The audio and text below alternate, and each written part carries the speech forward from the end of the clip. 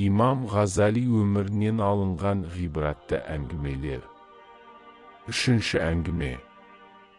Жалғыз қалып ойланудың артықшылығы. Ғұлама қайта жолға түсіп кетіп бара жатты. Біраз уақыттан кейін Шамнан келе жатқан керуенді кездестіріп, жөн сұрасты. Шамның жақын екенін естіп, уайымы азайғанымен керісінше, Ихсанның қайғысы күшейе түсті. Ол қамығып үнсіз қалды. Ғұлама оған бірнеше сөз айтып, көңілін таппақ болып. Құдай қаласа, біз түске дейін Шамға жетіп, сол жерде намаз оқимыз деді. Мырза, сіз Шамға жетуді ойлап жүрсіз, ал мен Бағдадқа сізсіз қалай қайтып оралам деп ойлап жүрмін. Ихсан, мен қанша қаласам да, тіпті кері қайтып барсам да, Бағдадтан бақыт таба алмаймын. Мырза, мұнда не істейсіз? Отбасыңызда қайтпексіз. Мүмкін бірнеше айдан кейін дей бергенде. Ихсан, қазір қайтуға ниетім жоқ. Бұл құпия аманат. Менің Шамға келгенімді сізден басқа ешкім білмейді деп үміттенемін деді Ғазали. Әрине, Хазірет. Бірақ мен сіздің бұл бейтаныс жерде жалғыз қалатыныңызға қатты алаңдаймын. Рұқсат етсеңіз, сізді мазаламай, жымымды білдірмей, жаныңызда бейне көлеңкедей еріп, жұмысыңызға кедергі болмай, сізге еш қиындық тудырмай, қызметіңізде қала беруді қалаймын. Білесіз бе, қазір әлемде түрлі қауіпті жағдайлар болып жатыр деді. Ихсан, мен сізбен бұл мәселе туралы енді сөйлескім келмейді. Мені Құдай тағаладан басқа ешкімнің бақылауын қаламаймын. Маған осы жалғыздық керек, түсінесіз бе? Мен бұл өмірді атақ-даңқсыз, абыройсыз, байлықсыз сүргім келеді. Шөл дала жаңбырға шөлдегендей, мен де қазір жалғыздыққа шөлдеп тұрмын. Түсінемін, мырза, бірақ сізді осы күйде жалғыз қалдыру мені уайымға салды. Ихсан, сіз кетуге тырысыңыз керек. Өйткені адам жүрегінен қимас болған нәрселер бір-бірлеп кетіп, босап бостандыққа шығады. Осылайша жүрек барлық уайым, қайғымен ауырсынудан арылады. Деді. Қанша тіл табыспақ болса да, екі жолаушы ортақ уәжге тоқтай алмады. Шам жеріне жеткенде Уамайят мешіті алыстан көзге түсті. Бұл ежелгі мешіт бүкіл қаланы айналасына жинап, қанатын жайып тұрған Хазірет Худ салдырған құлшылық орны еді. Сондықтан да мұнда оқылған құлшылықтар мен дұғалардың берекесі жүректен асып, тасқын сияқты ағып жататын. Күмбездің айналасындағы тікбұрышты үш мұнарасы мұхитта жүзіп бара жатқан кеме сияқты барлық бағытқа жол көрсетумен мұндалап тұрды. Береке дарып, нұры тасыған мешітті көрген ғұлама көктен іздегенін жерден тапқандай қуанды. Бұл салтанатты мешіт талай рет ғұламаның түсіне еніп, өзіне шақырған еді. Бұлар мешіт ауласына келіп түскенде түскі уақытқа таяп қалған кез еді.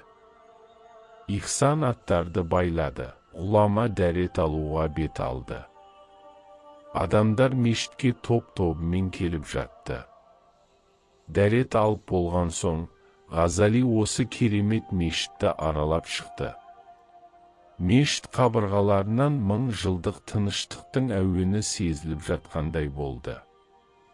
Түскі намаздың азаны шақырылып, мешіт ішіне енгенде, өзін қалықтаған құс секілді жеңіл сезініп, жүрегі тыныштық тапқандай күй кешті.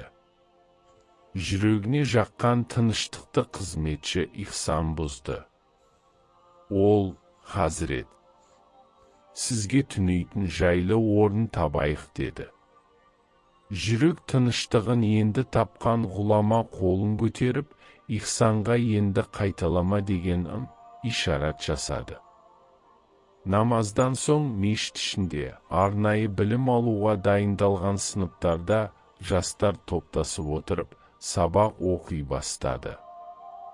Ғазали мешітте үнсіз ұзақ отырды. Сосын мешіттің лауазымды қызметкерлерімен амандасып, біраз әңгімелескен соң, мешіттің лауазымды қызметкері Хафиз Қожа әфенди Ғазалидің тегін жан емес екенін бірден түсініп, оған мұқият барлай қарап, ол жолаушылардан жейтін нәрсе немесе тұратын орын іздеп жүрсіздер ме деп сұрады.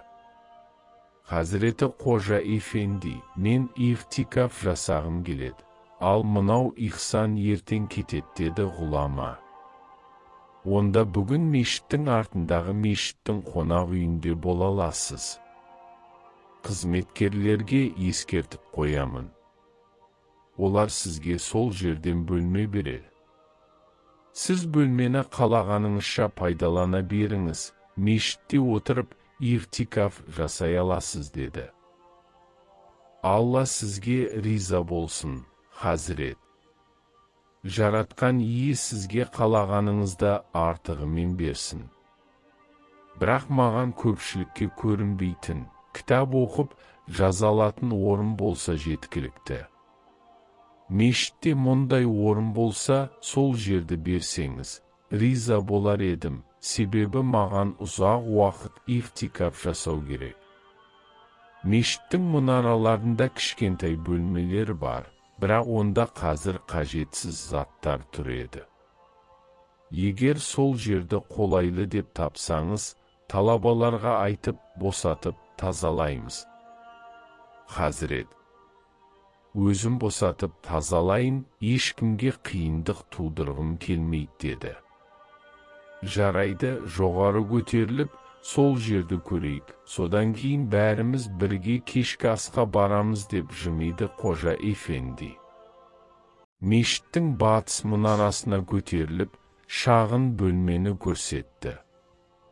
Қожа әфендиге еріп ешкі асқа барса, студенттер үстелдің айналасында өздері білім алып жатқан тақырыптарына қатысты әңгімелерін айтып жатыр. Мұны естіген ғұламаның жүрегі елжіреп, көзі жасқа толды. Кешкі астан кейін мешіт ішінде тынығып отыр еді. Ихсан келді. Мырза, мен сіздің мешіттегі бөлмеңізді жинап, тазалап дайындадым. Сосын біраз қарап шықтым. Мұнда көптеген дәруіштер, білім алқалары бар.